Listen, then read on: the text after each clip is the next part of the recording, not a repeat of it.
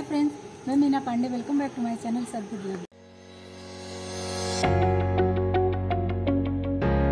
शादियों में बनने वाली अंगूर की यमी टेस्टी से जो चटनी बनती है ना, आज मैं उसको बनाने जा रही हूँ। तो देख लेते हैं उसमें क्या क्या सामग्री लगती है। मैं half tea spoon refined oil डाल रही हूँ। रिफाइंड ऑयल डाल के पूरे पैन में मैं फैला देती हूँ। ऑयल डाला है ताकि हमारा गुड़ इसमें चिपके ना। मैंने हाफ कप गुड़ ले लिया है और इस तरीके से मैंने तोड़ दिया है। तोड़ने के बाद ये देखिए इस तरीके से हो गया है। तो बस इसको गुड़ इसी में डाल देती हूँ। गुड़ को डाल दिया है और इसको मैं ऐसे चलाती रहूंगी तो ये पिघल जाएगा। और तेल जो इतना डाली हूँ ना, बस इसीलिए डाली हूँ कि गुड़ हमारा नीचे ना लगे। और गैस को मैं बिल्कुल स्लो पे ही रखूंगी क्योंकि पैन हमारा गर्म हो चुका है। तो बस गुड़ को हमें पिघला लेना है। देखिए गुड़ हमारा पिघल गया है और साइड साइड से देखिए ना, तो बबल बबल सा आ रहा है, मतलब कि गुड़ में हमारे उबाल आ गया है अच्छे से। जो अंगूर ले लिया है इसको मैं इसी में डाल देती हूँ। अंगूर डाल के भी मैंने मिक्स कर दिया है। इसको स्लो गैस पे 2 से 3 मिनट ऐसे में पकने देती हूँ। तो 2 मिनट तक ये पक चुका है। इसको एक बार चला लेती हूँ।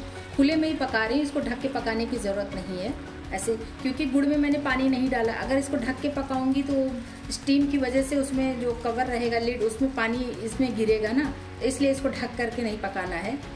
8-10 अंगूर को मैंने इस तरीके से पेस्ट बना लिया है, मतलब कि मिक्सी जार में डाल के इसको ग्राइंड कर ले। इसको भी डाल देती हूँ।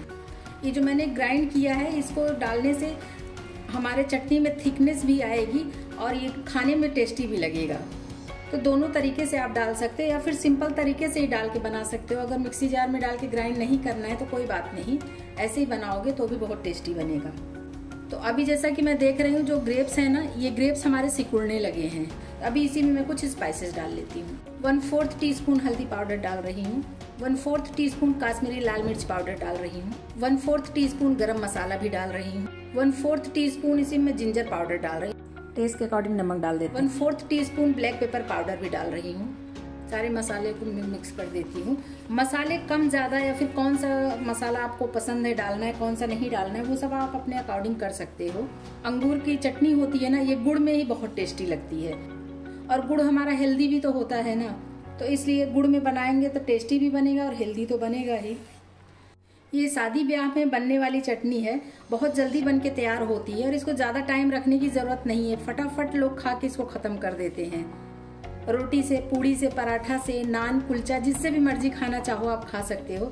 बहुत ही टेस्टी बन के तैयार होता है। देखिए एक बार अंगूर हमारे एकदम सिकुड़ गए थे, लेकिन जो सारे स्पाइसेस, नमक वगैरह डाल दिया है ना, तो फिर से हमारे अंगूर देखिए इस तरीके से फूलने लगे हैं।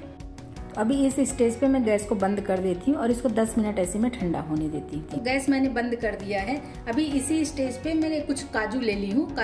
काजू को गैस बंद करने के बाद ही डालेंगे ना, क्योंकि काजू को हमें पकाना नहीं है। काजू का जो क्रंचीनेस आएगा मुंह में, तो वो खाने में अच्छा लगेगा, तो इसलिए मैंने काजू इस स्टेज पे डाला है।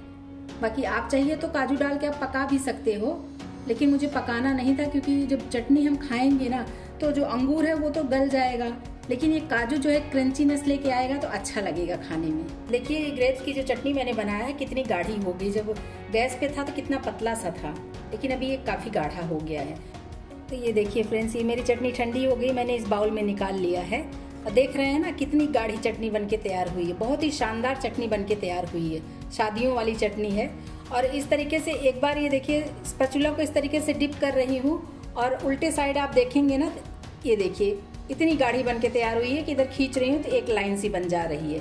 तो बस इतनी गाढ़ी हमें चटनी चाहिए, इससे ज़्यादा गाढ़ी नहीं होनी चाहिए। इस तरीके से आप लोग भी बनाइए। अगर आपको मेरा तरीका पसंद आया हो तो लाइक और कमेंट्स करना बिल्कुल भी मत भूलना फ्रेंड्स। लास्ट तक मेरी वीडियो देखने के लिए थैंक यू।